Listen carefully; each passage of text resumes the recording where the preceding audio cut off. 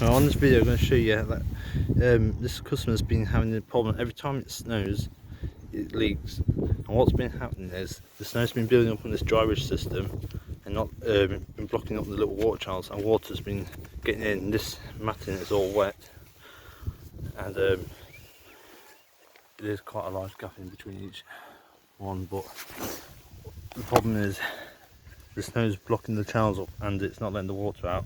So what I'm doing to fix it, I know it's not right, but without keeping, they want to keep the costs down, so put a high channel on the inside channel.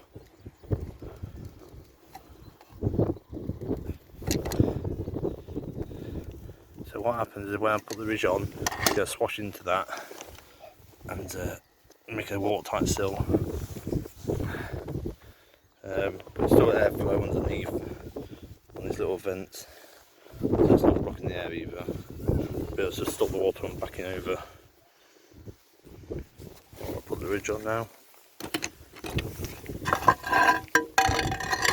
It's hard to do with one hand. There we go. That's got a water channel there now, a bigger water channel. You can see it's in there. So I just threw the top on and that will be done. I've got a few more to do. It's leaking. They do a good job that well. But this is a common problem, I've seen it many times. Okay, that's all. Thanks for watching.